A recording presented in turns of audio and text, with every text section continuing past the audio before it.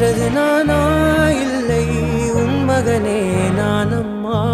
தாயே தாயே மகளென வந்தாய், தந்தை சிந்தை நலமுற வந்தாய்.